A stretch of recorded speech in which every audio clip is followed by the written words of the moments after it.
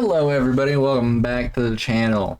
So, Chaos Zero Nightmare comes out tonight, or tomorrow morning, depending on where you are, I guess. But we have some things to talk about who potentially you should be aiming for on day one. Because if you guys haven't heard, yes, they took away the potential free 5-star before the 50 pull pity on the beginner banner, right?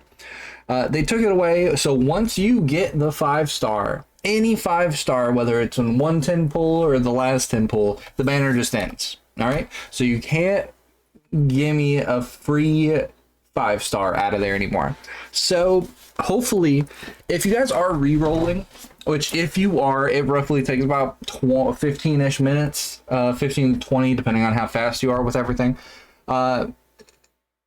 So there's that. If you are re-rolling, I would originally try and get a 5-star in the first 10 pull of the beginner banner and then work your way on to the standard banner and try and get that second one to really jumpstart your account. Now, the thing is with this game is the 4-stars are actually pretty viable. I know they say it in every single gacha game that there is, but these are actually pretty useful. Some of the 4-stars arguably are more useful than some of the 5-stars. So let's take Luke for example. Luke is he's pretty cool, right? Wasn't super useful in the beta because we couldn't get his crit rate going, which is his whole engine. His whole thing is based off the crit rate so we can get more bullets. He wasn't that good, but if you look at Lucas, you look at Selena, you look at Nia, Mika, Maribel, honestly, I saw more stuff with Amir. Now, because I didn't get into the playtest, I just had to absorb all the information that other people was putting out into the void. So that's where I'm getting all my sources from. But for me, right, now everybody is useful, everybody is viable. So everybody has their own niches. Now, what I'm going to do, what I'm planning on doing for release is, of course, I want to get my boy K-Ron right here, right? My ideal team is 3 5-stars. Yes, I know, but it has the most synergy altogether in the game that I've seen that I prefer, right? So K-Ron, he has a lot of high cost cards.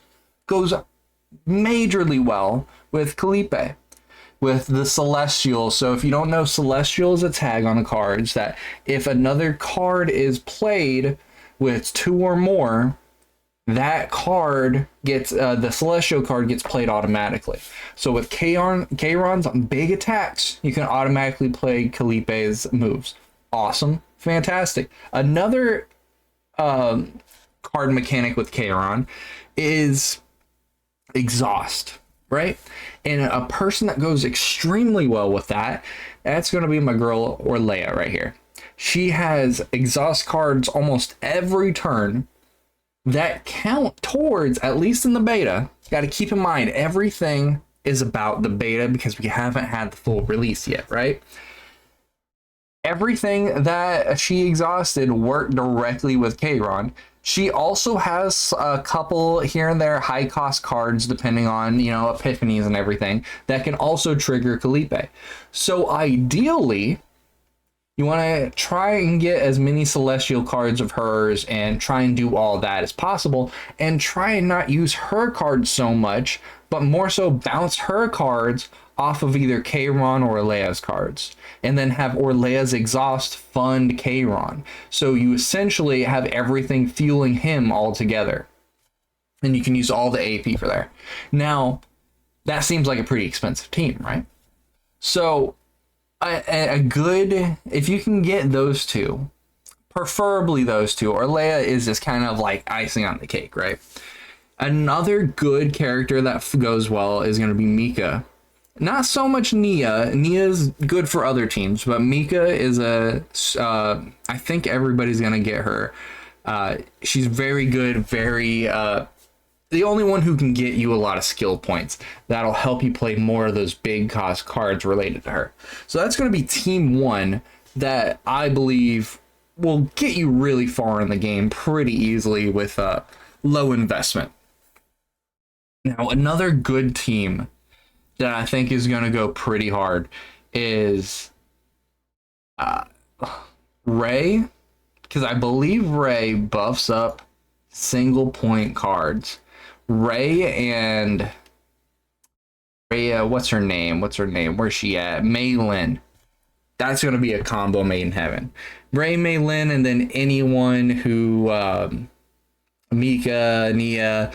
I think unless we gotta see what kind of changes they have on healing, because I feel like it's very low impact compared to shielding. Shielding is just so much better. You can prevent the stress altogether. Now, having a little bit of healing with shielding, sure, but we're trying to focus on hyper carry teams. You want to make sure that you don't make the fights go out too long, right? That's the name of the game. You got to kill them fast. With that, we're thinking hyper carry, dual DPS type things. We don't want to try and have too much stall. So we're looking at Ray, Maylin, and Mika support. Preferably like Maribel or something. Or if you can get another 5-star Calipe or Magna. Very good. I feel like those two teams are going to be the top tier. Of course, there are going to be people trying to force Ren or Renoa. I think those two are very good DPS. If I don't get Kayron, I'll be happy with getting Renoa. That's my second favorite one. But I think Ren is just kind of overhyped. I know I'm probably going to get flamed in comments about it, but I think she's overhyped. So I would try and, as a first kind of starter character, going off of those two teams, I would think that a good starter DPS would be Maylin, Kayron, or Renoa, as a good starter DPS to get you into it as 5 stars, right? Good supports, obviously going to be Calipe. Even with the nerf that they're talking about, I don't feel like it's really going to matter. I feel like she's still going to be top tier. There's no real tier list per se, but I feel like she's definitely going to be pretty good. And then we have Magna as another support. Or Leia is going to be good, but she has a very unique spot where you don't necessarily need her for anything, because she does a little bit of everything. She does shielding, she does healing, she does damage. She procs exhaust synergy. I just feel like she's a good character, but she's not necessarily needed in anything. That's what I have to say. And I know there's people like Vulcan who is going to run a team like Hugo as a kind of main DPS, then run Renoa. And the specific reason he's running Renoa is because of the epiphanies. Because when you get an epiphany, these different cards right here, it can show up and have, it's in the deck builder section. Where is Renoa? Right here. Put her up here, and then we're looking at card selection, and then we click on this, and it gives the epiphanies. So if you ever want to see the cards, here's some of the epiphanies. This is the one he's going for, is you turn it into an upgrade, which is like a power if you play, say, this Aspire. And it changes all the dirge bullets to 0 cost, and it makes it a draw mechanic, a draw engine. And that's what he's going for, which, honestly, if you can get it going, really good. But you have to get that specific card early, that specific epiphany, to make the engine work. Very niche. Don't know how often that's going to be working, but if you can get it working, cool. There are very specific cases like that it'll work. Now, if you only get one 5-star and you got to play off of that, of course, Kayron, let's take Kayron for example. If you get Kayron, some good examples if you only have 4 stars to work with. Cassius, I feel like, was definitely undervalued in the beta. In deck builder games, if you're not familiar or used to them, draw mechanics and draw engines are very useful, and always coveted. So I think people are going to learn how valuable Cassius is. They're going to get good with him and have the draw engines going, because he has a card that you can specifically pick a card out of your deck. You can upgrade it to pick it out of your deck or graveyard. Very broken, very busted. As well as with his quests, he can draw cards and things like that. I feel like he's going to be extremely useful. Amir did not impress me in the beta. That's the one we're getting for free, and I'm Not super excited. I would have rather got